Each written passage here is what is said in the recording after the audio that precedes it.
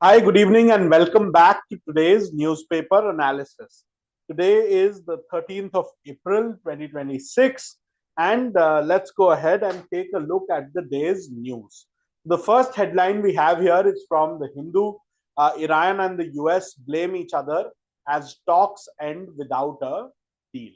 Okay, so let's do a brief thing on the Islamabad talk. Why are they called Islamabad talks? Because they took place in Islamabad in Pakistan, and because Pakistan's Prime Minister Shehbaz Sharif and Chief of Defense Forces Field Marshal Asim Munir are serving as interlocutors or mediators in this entire dispute. Now, who all participated in the Islamabad talks? Only two countries, the United States and Iran. Who led the US delegation? The US delegation was led by J.D. Vance and the Vice President of the United States.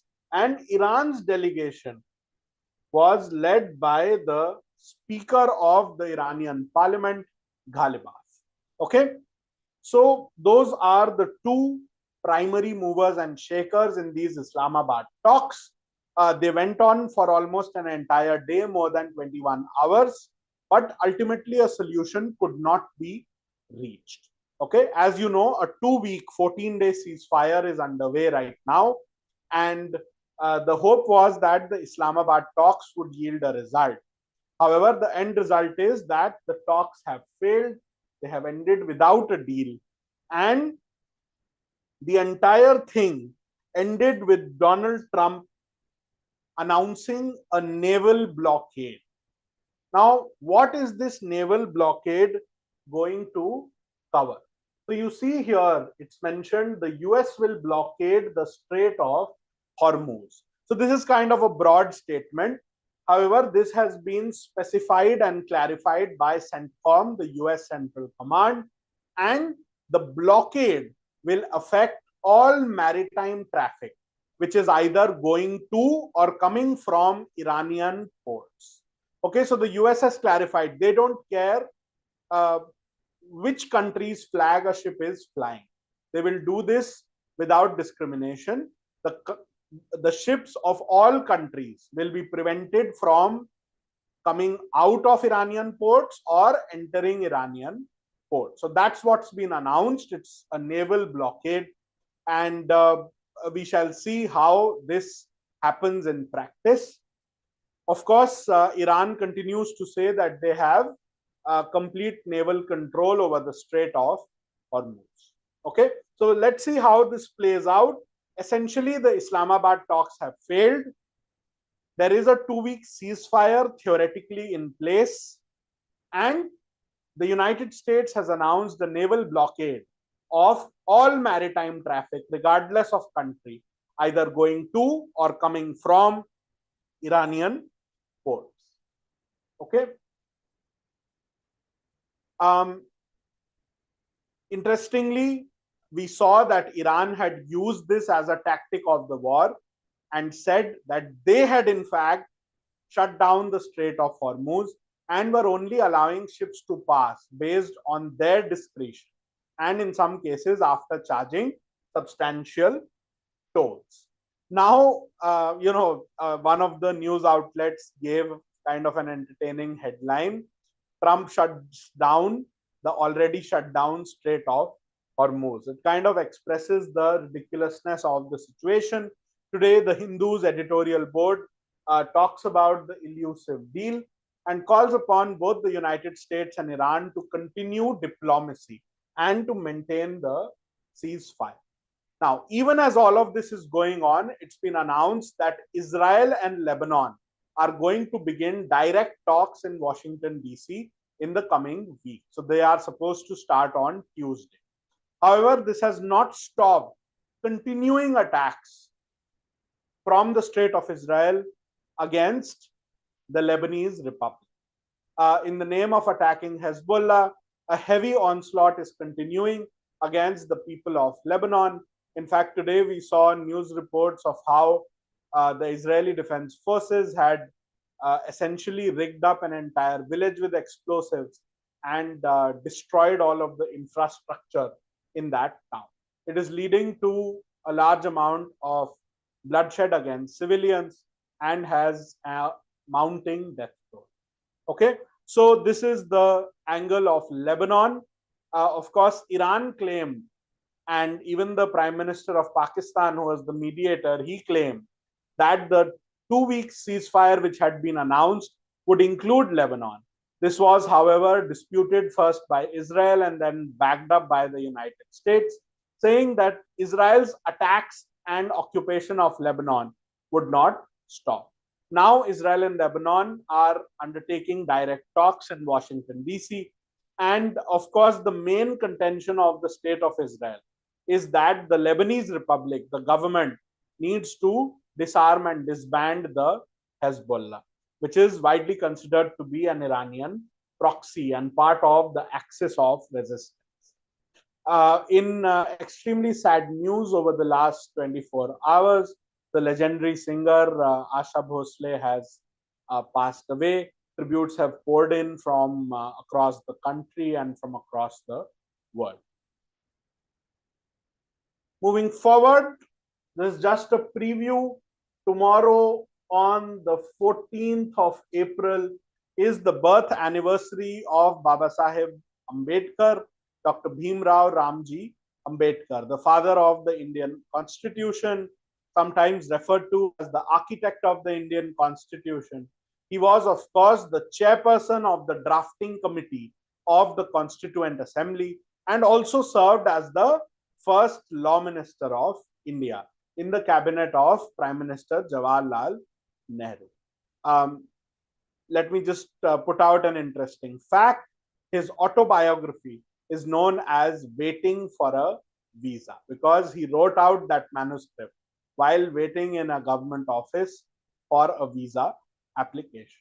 Okay, so tomorrow is Ambedkar Jayanti. We will, of course, take a deeper look into his life and his contributions in tomorrow's session. There are, of course, going to be celebrations across the country, especially in Uttar Pradesh and Maharashtra. Moving forward, as you all know, on 16th, the session of Parliament, the budget session is continuing to consider a constitution amendment relating, number one, to delimitation and number two, to women's reservation. Now, what the government has done is that it has tied up these two issues. Remember, women's reservation in Lok Sabha and Vidhan Sabhas had been introduced via the Nari Shakti Vandan Adhiniyam, also known as the 106th Constitution Amendment Act. In that act, it was the government that had tied the issues of delimitation and women's reservation together. So the original 106th Amendment, as it stands today, says that the women's reservation in Lok Sabha and Vidhan Sabhas, 1/3 of the seats, can only be enforced after the delimitation conducted based on the next census. As you all know, the census is the census of 2027, which has begun. But this would have pushed the process of bringing into effect women's reservation by around 4 or 5 years. Okay. Now, why did the government decide to tie the issue to delimitation? That is an excellent question, and something raised by Sonia Gandhi in this editorial in the Hindu, saying that everyone supports women's reservation, 1/3 women's reservation in Lok Sabha and Vidhan Sabhas, which was brought about by the 106th Amendment. However, the issue is of delimitation. Delimitation, of course, is the drawing and redrawing of political constituencies through which we elect our members of parliament in the Lok Sabha, as well as the members of legislative assemblies in the states and union territories. Now, logically, delimitation should be based on population. However, over this last several decades, there has been a big concern, especially among South Indian states, that despite family planning programs at the union and state levels, the only states which are succeeding at family planning and at limiting population growth are South Indian states and not North Indian states. In fact, the North Indian states are really failing at family planning measures, and their populations continue to burgeon. So it's a huge concern of South Indian states that if delimitation is continued based on population, it is going to reduce the political representation of the South Indian states for succeeding at family planning. Right? Now, we have not seen a bill yet from the government, which is going to be considered on the 16th till the 18th. However, what is being reported in the news is that the plan is to increase the seats by 1.5 times. Okay? And the reports are that the share of each state proportionally will remain similar, in that each state's seats will be multiplied 1.5 times. And so each state will see a proportionate increase in the number of seats that they have in Lok Sabha. Anyway, since we've not seen a formal official copy of the bill, we have nothing to go on except news reports through sources. It is clear that this is what is going to be considered between the 16th and the 18th. There have been official press releases that the cabinet has approved it. The Prime Minister and various ministers are writing editorials every day in the newspapers, supporting and pushing the idea of women's reservation.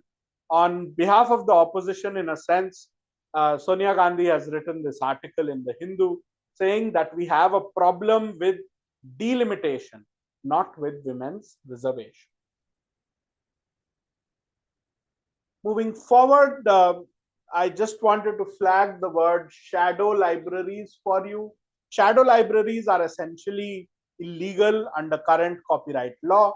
A shadow library is basically a place or a portal where you can gain access to copyrighted works without actually paying for it. It's part of the copyleft movement that knowledge should be free and not paywalled behind a login, behind a subscription.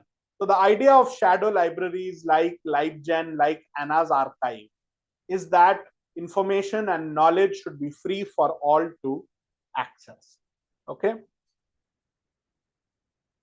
Moving forward, the Union government has taken issue with China giving fictitious made-up names to places, particularly in the northeastern part of India. Okay. This is an issue which specifically affects Arunachal Pradesh. Over the years, China has made it a practice of giving Chinese names to places which are within Indian territory. The government, of course, rightly takes issue with that. Moving forward, a very consequential result for Europe in the country of Hungary. Viktor Orban, the longest serving Prime Minister of Hungary, a far-right Christian nationalist politician who takes pride in describing his country as an illiberal democracy, a not liberal democracy. He has been defeated and he will no longer be the Prime Minister. He, of course, has been defeated by the opposition led by Peter Magyar. Okay. So this is significant news, particularly for Europe. He was a big ally of Donald Trump, as well as right-wing political movements across Europe and the rest of the world. So he has finally been defeated after his many years in office. I think without regard to the type of politics, the idea of term limits is certainly a good one, such that the same politician should not be allowed to continue to occupy positions of power beyond a certain time period. For example, in the United States, the president is term limited. He can only serve 2 full terms, that is 8 years. Okay. In India, of course, there are no time limits for any politician, nor are there age limitations. The only people who are limited by age are essentially Supreme Court and High Court judges. However, there are no term limits, no age limits for politicians in India. Moving forward, it's been announced on a visit by the Foreign Minister of Nepal that the new PM of Nepal, Balendra Shah, the youngest Prime Minister of Nepal, will soon visit India later this year.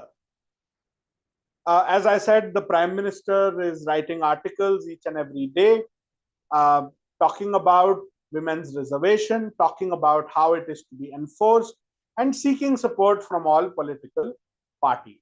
The primary criticisms are about two things. Number one, how it's being done, the lack of consultation with the opposition and with other political parties.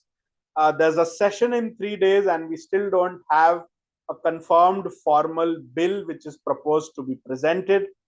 And second is with the linking of delimitation with women's reservation. Moving forward, an exceptional article in today's Indian Express written by Suhas Palsikar. If you want to try questions on this, you can log in at clatpossible.com and attempt the Roznama. We give you 25 questions Monday through Friday on each of the subjects that are tested in Clat. On Saturdays and Sundays, we focus a little more on GK. So in today's Roznama, when you log in, you can find this article and practice questions on it, especially for legal reasoning. What Suhas Palsikar wants to say, he says, Dear Baba Saheb, those who sing payans, what are payans or payans? This word basically refers to songs of glory, right? Those who sing your praises are the ones who inflict wounds on your constitution. So he, of course, talks about democratic backsliding in India and the ways in which different institutions, including the courts and the election commission, have been unable to uphold the values of the constitution. He also speaks about arbitrary detentions and the denuding of the value of personal liberty in this country. Moving forward, as you all know, India and the United Kingdom had signed a free trade agreement known as the CETA, the Comprehensive Economic Partnership Agreement, and this is set to come into force mid-May. So that will be an important piece of news. Remember, this year there have been already, by my count, 3 or 4 important pieces of trade news. Number one, the signing of the mother of all deals, the India-EU Free Trade Agreement. Number two, this is going to be an important one, the coming into force of the UK-India Free Trade Agreement. Number three, the consequences on global trade due to the Strait of Hormuz. And number four, the ministerial conference of the World Trade Organization. All of these are already important pieces of news related to global trade and commerce. Moving forward, the Artemis II crew has returned. They have splashed back to Earth in a successful lunar flyby mission. Okay. What was the launch vehicle? It was the Space Launch System. What was the module called? It was called the Orion module, and they had nicknamed the module Integrity. Remember, it's a lunar flyby mission, not a lunar orbiter or a lunar lander. Okay, this is Artemis 2. Artemis 3 is going to conduct tests in Earth's orbit, and in Artemis 4, humans are set to finally land back on the moon. Of course, recently we also celebrated the International Day of Human Spaceflight, right? That just happened yesterday on the 12th of April. That commemorates the first human spaceflight by Yuri Gagarin of the USSR on board Vostok 1. Okay, so he had completed the first ever human spaceflight in 1961 on the 12th of April. So 65 years of the first human spaceflight have also been completed this year. And Artemis 2, of course, is going to be the big highlight in space news this year. Moving forward, the last article here, this is written from a scientific perspective. It's a scientific perspective on the amendments in the Transgender Persons Protection of Rights Act 2019, which has been amended in 2026 to take away the right to the self-perceived gender identity for transgender people. This, of course, poses a huge problem. It likely violates the right to equality under Article 14, the right to non-discrimination under Article 15, as well as the right to life and personal liberty, dignity, privacy, and bodily autonomy under Article 21. We shall see. There are, of course, challenges pending to this law in the courts, but in today's Indian Express, an important article questioning what will be the consequences of this new amendment on medical treatments for transgender persons. Okay, so this is the last thing I wanted to flag for you today. That's all I want to discuss today with you. I'm looking forward to seeing you all again for tomorrow's newspaper analysis. It's been lovely to see you all. Good evening and good night.